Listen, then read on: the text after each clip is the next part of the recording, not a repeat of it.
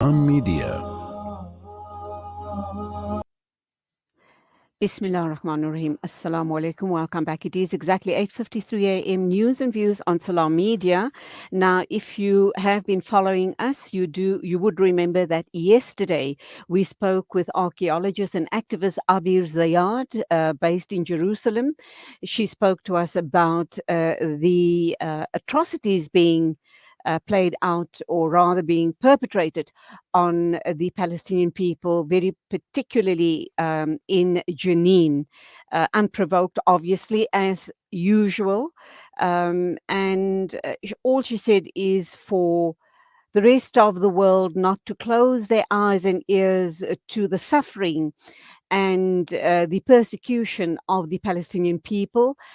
She also asked the question, why is the UN and the rest of the Western world silent on this matter? She went on to say that there is a big hoo-ha about the Ukrainian situation, but the Palestinian people have been forgotten.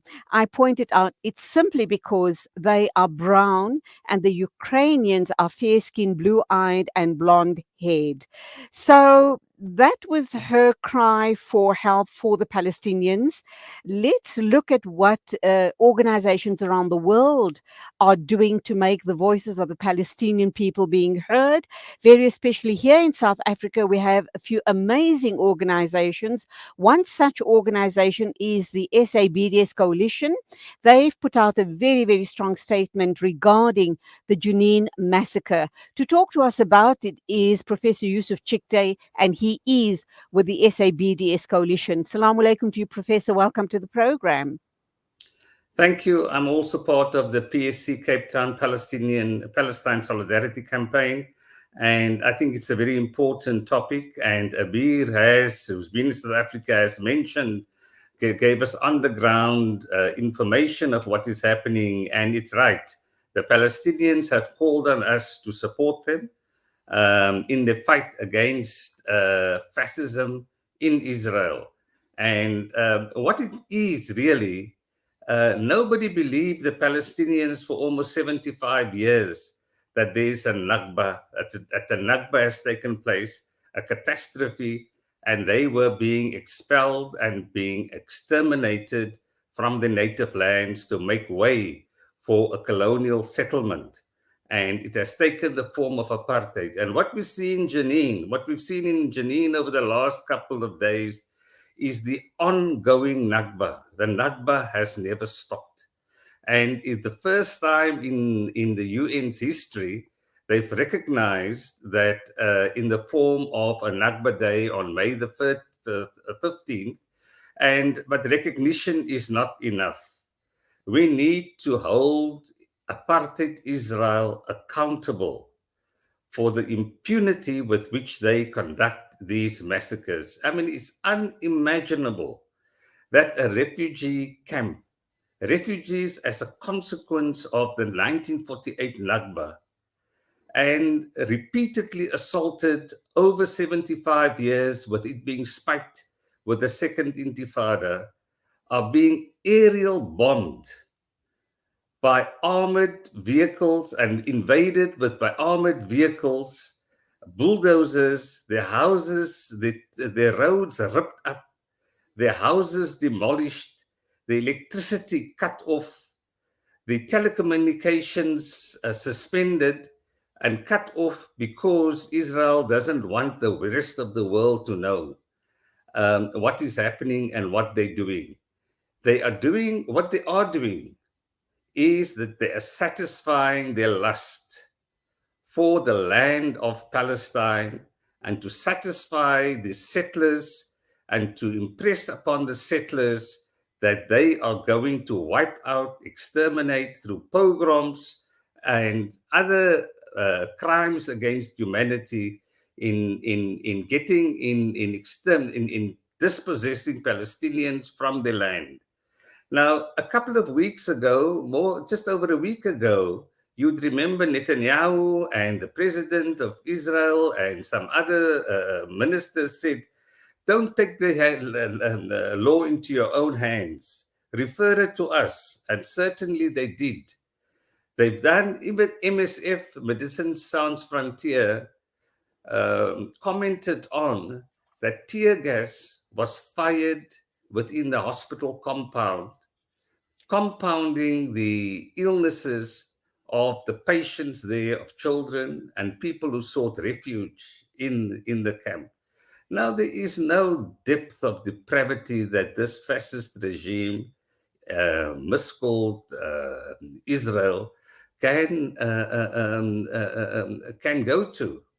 And we must hold it accountable. And how do we hold it accountable? I mean, the reasons, I don't think, in as much as we must call upon the international community, and there is a great deal of support amongst the populations of the world to support what is the Palestinians and to condemn what the Israelis are doing.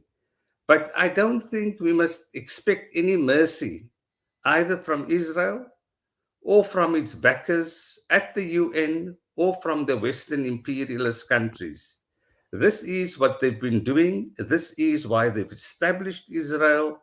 This is what they will continue to do because they've got material interest in the region and they will plunder and pillage the region. And Israel serves as the policeman as they redraw the colonial maps of the Middle East.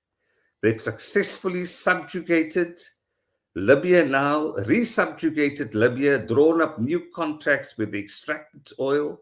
They've done a similar thing in Iraq. They are doing it in Syria. And remember that the Israelis bombed a refugee camp in Syria while pretending that they're offering aid a week before that to that Syrian to the Palestinian refugee camp, the Syrian refugee camp over there. So bombing refugee camps in an occupied territory is nothing new to them. They do it shamelessly, but we mustn't put our hopes in pleading with them and thinking and imagining that they have soft hearts, that their hearts will melt in the face of what we're witnessing, the killing of youth, the decimation of youth, the bombing of the destruction of the mosque, the demolition of the houses, and countless atrocities, seeing refugees being made refugees yet again, in 3,000, 4,000 of them leaving Jenin. And on the other hand, there are those who say, we will not move. Mm. But what is so remarkable is the obstinacy of the Palestinians not to submit, not to surrender, not to give 1 inch away of the land without resistance. And this is Professor, the, yeah. as you speak, I must say that two thoughts popped into my mind. The one is whenever I speak about the Palestinian situation, and Abir Zayad raised it as well in yesterday's interview, is that they have no humanity. That is, the occupiers have no humanity. They are intent of occupying that land and driving out the rightful owners of that land. They have no humanity and they have very short memories. They forget what their forefathers have been through under the German Nazis.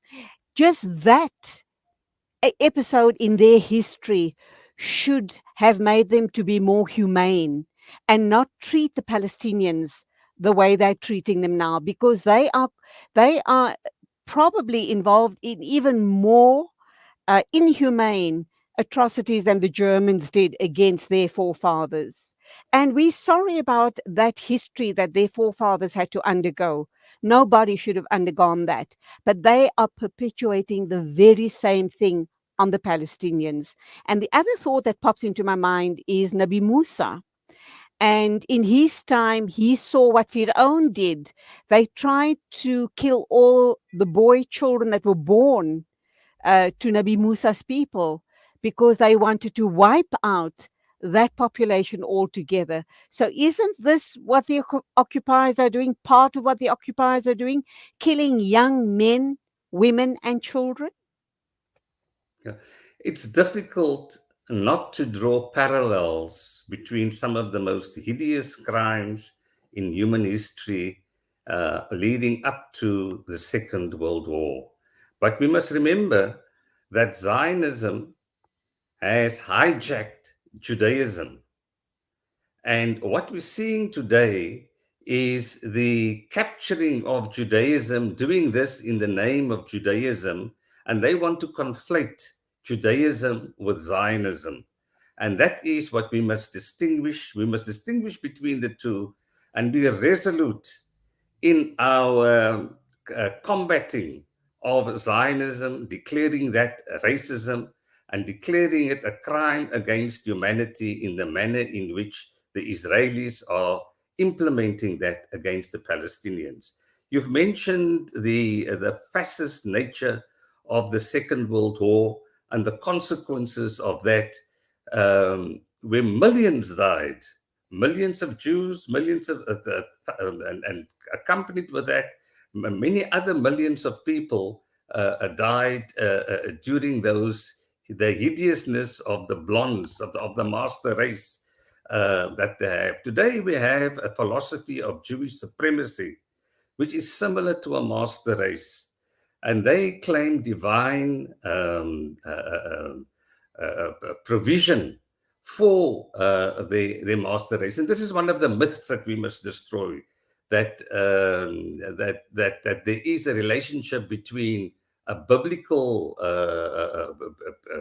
narrative and what is common day Israel. It is a man-made thing, and it can be undone by men and women like us in our lifetime. But fascism is the instrument which they use, and fascism is the similarity between what happened previously and what is happening now. There's another word for it, and we know it in South Africa. It is apartheid. Apartheid as a crime against humanity. And increasingly, it is not a controversy anymore. It is not a debatable point anymore that Israel is an apartheid state. Apartheid as defined by the systematic oppression of one group against another and the predominance of a superior, self-appointed superior racial group which exacts its cruelty and subjugation on this. But the purpose of this all is to grab the land of the Palestinians. And in order to do that, they need to vilify and demonize the Palestinians as terrorists. Now, and this has been the repeated meme that mainstream media has said that Israel is going into Jenin because Jenin is a safe haven for terrorists. The opposite is true. Jenin is the safe haven from state terror by the Israelis. And we must acknowledge the bravery of Jenin. I think very few people over the world, over time, have shown this kind of resistance against a nuclear-headed army using basic instruments to defend themselves and not to move. And this is the remarkable story. If you're going to quote biblical narratives, then this is the story of a people who refuse to be subjected despite all odds against them. And this is Okay. what we must emulate in the struggles that we have. And they've asked us what we can do. And there are a lot of things that we can do. Ramaphosa went to Kiev. I mean, and he was humiliated there.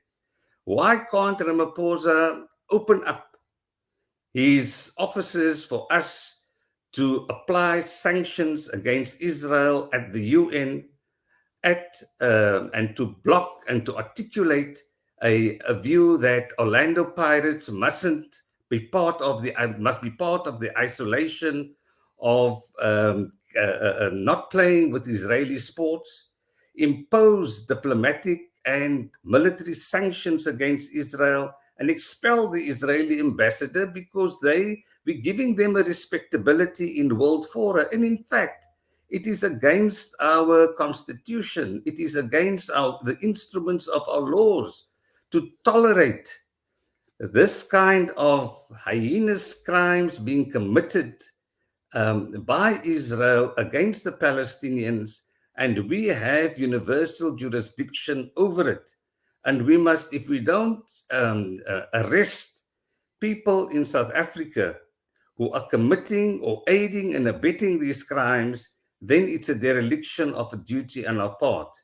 We must hold them to the ICC, and we must decry the fact that the ICC is dragging its heels in holding Israel accountable for its crimes against humanity and its war crimes. But more importantly, what we can do here in South Africa is that the National Prosecution Authorities, the NPA, is dragging its feet with persons in South Africa going to Israel and who are party to the crimes that are being committed here. So we call upon the Okay, I'll public. have to, unfortunately, we're going to have to leave it there. We've run out of time. And I do know you're referring to all those young people that are being conscripted into the Israeli army, and they obviously are And recruited from involved. schools. Absolutely. And Absolutely. recruited from Yep. schools. We covered that story last week. I think it was the Hersliya School in the That's Western right. Cape. Yeah. Unfortunately, we have run out of time, but thank you indeed for your thoughts. Hope to talk with you again sometime in the future. And Thank you have ended the interview on a very, very important note, and that is to engage with the South African government to start taking action against the Israelis, expel the ambassador, and hold them to account. So we will pick up possibly next week or sometime soon on this issue again. So we do appreciate all of your insights and thoughts on the matter. Keep up the great work, and salaam alaikum to you. Walaikum salam. And thank you for raising the issue of Jenin. It is exactly 10 after 8, 10 after 9 o'clock, and we're way over time for the news. Zahi Jadward, our correspondent, is standing by and is going to go straight into the bulletin of the day.